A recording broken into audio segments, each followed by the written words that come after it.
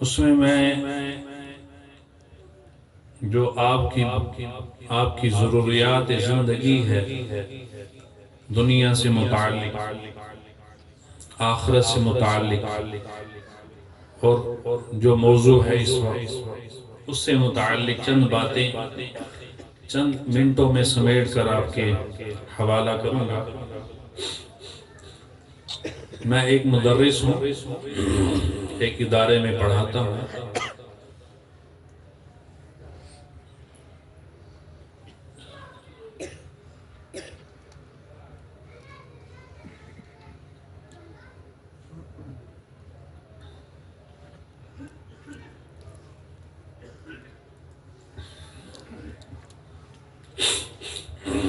میں نے آپ سے کوئی رسمی رواجی باتیں نہیں کرنی، کوئی رٹی رٹائی تقریر نہیں کرنی آپ سے، نہ میں آپ کو کوئی اپنے بیانات کے یا اپنی تقریر کے کوئی جوہر دکھانے آیا ہوں۔ چند ضروری باتیں میں آپ سے عرض کروں گا۔ جو طلب سے بیٹھے گا، توجہ سے بیٹھے گا، وہ کچھ حاصل کر لے گا۔ جو بغیر طلب کے بیٹھے گا وہ محروم رہ جائے گا۔ قرآن پاک میں آتا ہے، اللہ پاک فرماتے ہیں یہدی الیہ من اناب۔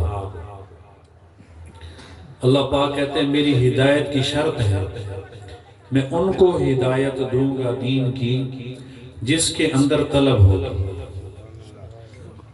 آپ نے سنا ہے اکثر لوگ کہتے ہیں مول صاحب دعا کرو تو اللہ پاک توفیق دے نماز کی، سنتے ہیں وہ جی بس دعا کرو اللہ پاک توفیق دے۔ توفیق کسے کہتے ہیں؟ توفیق کسے کہتے ہیں؟ میں بڑی ضروری باتیں آپ سے عرض کروں گا، شاید میری باتیں آپ کو نہ میرے جانے کے بعد بھی کچھ سمجھ آئیں گی، یہ اچھا اس بات کا یہ مطلب تھا، اس بات کا، کیونکہ میں رسمی تقریر کرنے نہیں آیا آپ سے۔ توفیق کسے کہتے ہیں؟ آپ مجمع میں سے کوئی ایک بندہ میرے سوال کا جواب نہیں دے سکتا۔ میں دعویٰ کر رہا ہوں آپ سے کہ توفیق کسے کہتے ہیں؟ توفیق کہتے ہیں آنکھ ہے اور وہ دیکھتی ہے، آنکھ ہے اور وہ دیکھتی ہے، اسے توفیق کہتے ہیں۔ مال ہے پھر زکوٰۃ کا حکم ہے، اسے توفیق، مال کا ہونا یہ توفیق ہے۔ مال ہے پھر حج فرض ہے، یہ مال کا ہونا یہ توفیق ہے۔ صحت ہے پھر رمضان کے روزے فرض ہیں، یہ صحت کا ہونا یہ توفیق ہے۔ مالدار نہیں ہے، بتاؤ اس پہ زکوٰۃ فرض ہوگی؟ اس کا مطلب یہ ہے کہ اللہ نے اس کو زکوٰۃ کی توفیق، اسے مالدار نہیں بنایا، مالدار نہیں بنایا۔ صحت ہے پھر روزے فرض ہے، بتاؤ بیمار پہ روزے فرض ہیں، مسافر پہ روزے فرض ہیں، کیوں؟ اسے توفیق ہی نہیں۔ توفیق ہے صحت کا صحیح ہونا، عقل کا صحیح ہونا۔ بتاؤ پاگل پہ رمضان فرض ہے، پاگل پر شریعت فرض ہے؟ نہیں ہے فرض۔ نابالغ پہ شریعت فرض ہے؟ نہیں ہے فرض۔ گونگے پر شریعت فرض ہے کہ تو سورہ فاتحہ پڑھے گا تو نماز ہوگی۔ گونگے کے لیے کیا حکم ہے؟ اشارے سے نماز پڑھنا چاہیے، کچھ بھی نہیں پڑھنا۔ ہماری گونگوں کے ساتھ تشکیل ہوئی 2012 میں، رحیم یار خان کچھ نہیں پڑھتے، کلمہ بھی نہیں آتا، مسلمان ہیں کیونکہ ان کے ذمہ نہیں ہے، مکلف ہی نہیں ہے۔ توفیق کسے کہتے ہیں؟ توفیق کہتے ہیں آنکھ ہے پھر حکم تلاوت کر۔ تو اللہ کیا کہتا ہے؟ میں اسے ہدایت دوں گا جس کے اندر طلب ہو۔ وہ دوسرا جملہ آپ نے سنا ہوگا کہ یار نہ ڈرائے کرو، اللہ پاک بڑا مہربان ہے۔ ساتھ ہمارے پاس دلیل ہوتی ہے لا تقنطوا من رحمت اللہ، اللہ خود تو کہتا ہے میری رحمت سے نا امید نہ ہو۔ یہ ہم دلیل دیتے ہیں کہ نہ ڈراؤ یار، اللہ بڑا مہربان ہے، غفور رحیم ہے، معاف کر دے گا نا، مول صاحب اتنا نہ ڈرایا کرو یار، سخت باتیں نہ کیے۔ تو جیسے یہ آیت آپ کو یاد ہے نا، تو مولوی صاحب سے پوچھو لا تقنطوا من رحمت اللہ ان اللہ یغفر الذنوب جميعا انہ هو الغفور الرحیم۔ اگلی آیت مولوی صاحب سے پوچھو، اگلی آیت کیا ہے؟ کیا ہے؟ وَأَنِيبُوا وَأَنِيبُوا، اللہ کرے آپ کی مسجد میں روزانہ درس بھی قرآن پاک کا ہوتا ہو، آپ کو سمجھ ہے انیبو ہے کیا؟ ایک ساتھ اور آئے جوڑتے وَإِنِّي لَغَفَّارٌ، اللہ کہتا ہے میں بڑا معاف کرنے والا ہوں، لیکن آگے شرط لگا دی ہے، کس کے لیے؟ جو نماز نہ پڑھ کے کہتے اللہ بڑا معاف کرنے والے ہیں، جو روزہ نہ رکھ کے کہتے اللہ بڑا معاف کرنے والے ہیں، نہیں نہیں نہیں، آگے اللہ نے اپنے غفار ہونے کی شرط لگا دی ہے، کیا؟ وَإِنِّي لَغَفَّارٌ، میں بڑا معاف کرنے والا ہوں، کس کے لیے؟ لمن تاب، جو توبہ کرے، غفار ہوں لیکن ہر ایک کے لیے نہیں ہوں، لمن تاب وآمن وعمل صالحا، توبہ بھی کرے، ایمان بھی لے، اعمال بھی کرے، اللہ کہتا ہے میں اس کے لیے بڑا مہربان ہوں،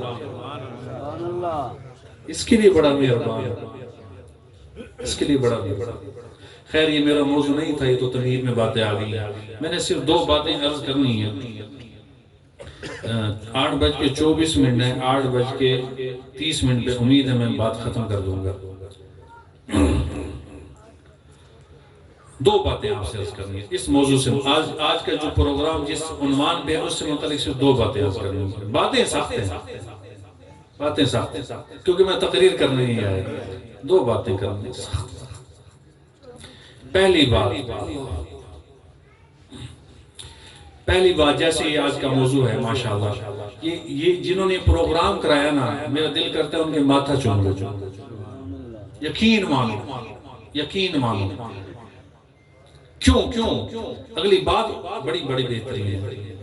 مولانا طارق جمیل صاحب کے استاد تھے رائمنڈ میں، مولانا جمشید صاحب رحمت اللہ علیہ، یہ سندھ میں ایک علاقے ٹنڈوارا وہاں کے تھے، یہ مہاجر تھے، سندھی نہیں تھے، تو انہوں نے یہ بات فرمائی جو میں عرض کر رہا ہوں، کیا کہ ایک اللہ والا تھا، بہت بڑا اللہ والا تھا، عالم، شیخ الحدیث، محدث، اللہ والا تھا۔ ایک دن اس کی بیوی نے اسے کہا یہ میری باتیں ریکارڈ کریں آپ اور گھر والوں کو سنائیں، یہ آپ کی نئی نسل کے بڑی کام آئیں گے انشاءاللہ۔ ایک اللہ والا تھا، اس کو ایک دن اس کی بیوی نے کہا کہ یہ جتنی ولایت تجھے ملی ہے میری وجہ سے ملی ہے، یہ جتنا مقام تجھے ملا ہے میری وجہ سے ملا ہے۔ انہیں کہا تیرا دماغ خراب ہے، تہجد میں پڑھوں 30-40 سال سے، ریاضتیں میں کر رہا ہوں، مراقبے میں کر رہا ہوں، چلے میں کاٹ رہا ہوں، سارا کچھ میں کر رہا ہوں، تو کہہ رہی ہے میری وجہ سے ملی ہے عبادت، ولایت۔ انہیں کہا مان جاؤ، میں نہیں مانتا۔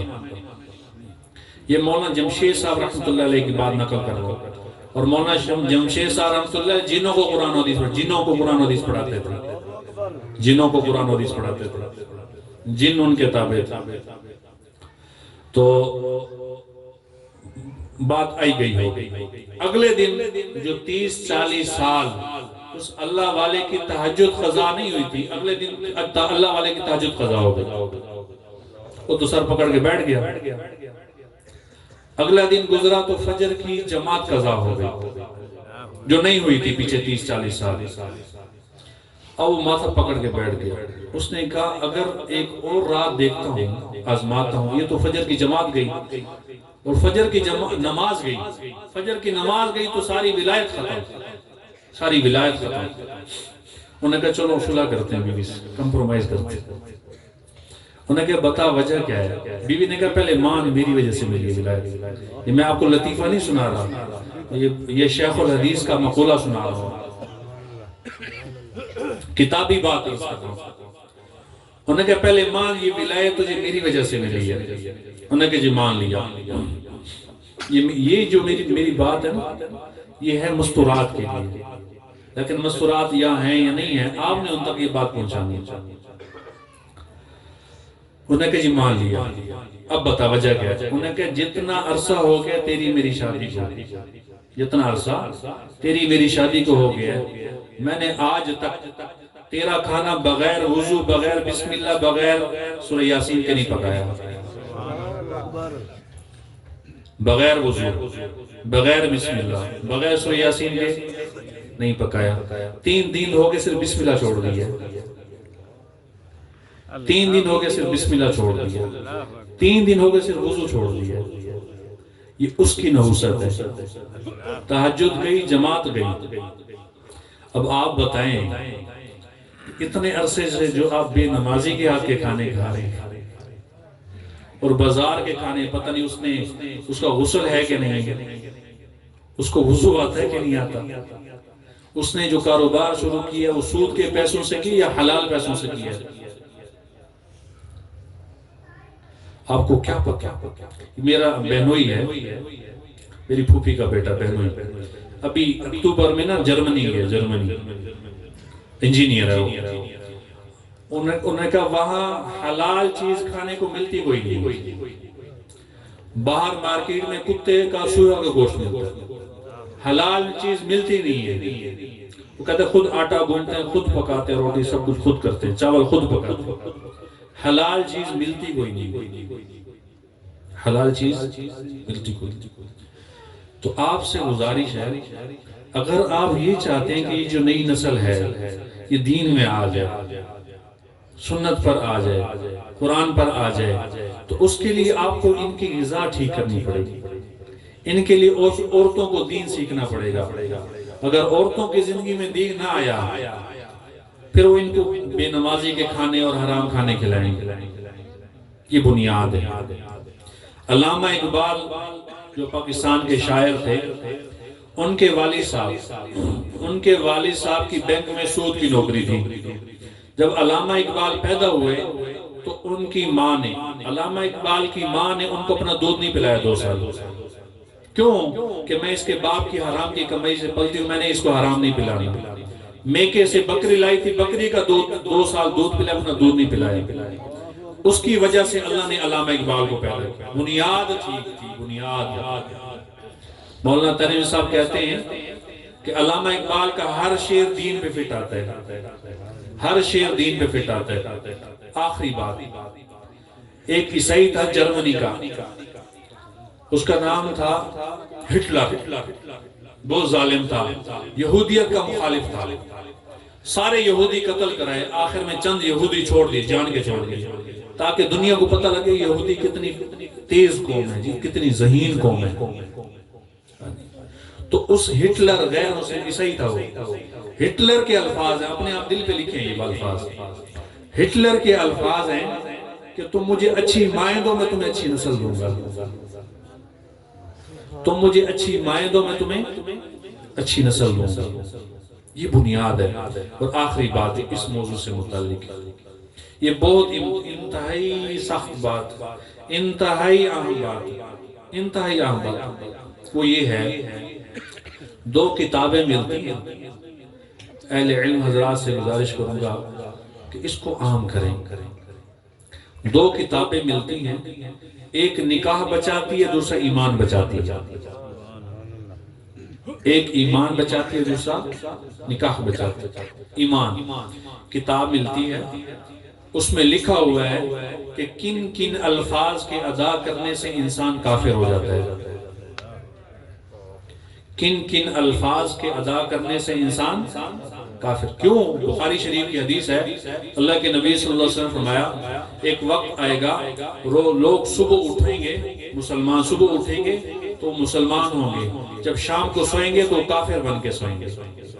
کیوں؟ کہ دن میں زبان سے ایسے الفاظ ادا ہو گئے جس سے وہ کافر ہو گیا۔ لا يسأل عما يفعل وهم يسألون، یہ قرآن پاک کی آیت ہے جس کا مفہوم ہے کہ تم اللہ سے یہ نہیں کہا کرو یا اللہ یہ تو نے کیوں کیا، کیوں کیا۔ اگر آپ نے کہا نا اللہ یہ تو نے کیوں کیا، آپ کافر ہو جائیں گے۔ یا اللہ یہ اوپر سے گندم، میں شاہ جمال جا رہا تھا تو راستے میں بارش آ گئی، راستے میں بارش، تو ایک جو ہے نا وہ شیڈ کے نیچے ٹھہر گئے، ساتھ 2-3 اور آدمی بھی ٹھہر گئے، تو بارش تیز تھی، گندم اس وقت کٹ رہی تھی، کچھ کٹ چکی تھی، کچھ کٹنے والی تھی، اسی سال کی بات۔ تو ان کسانوں کی زبان سے میں نے خود سنا، انہوں نے کہا یہ اللہ غلط وقت پہ بارش کر رہا ہے۔ دوسرے نے کہا اللہ کو پتہ نہیں ہے کہ اس وقت کسانوں کی یہ حالت ہے، اللہ یہ بارش کیوں کر رہا ہے۔ میں نے کہا کلمہ پڑھو، یہ کافر ہو گئے، کافر ہو گئے۔ اللہ کہتے ہیں تم اللہ سے نہیں کہہ سکتی اللہ تو نے کیوں کیا ہے، حق ہی نہیں ہے۔ اللہ سارے مسلمانوں کو جہنم میں ڈال رہا ہے، حق ہے، کوئی پوچھنے والا نہیں ہے۔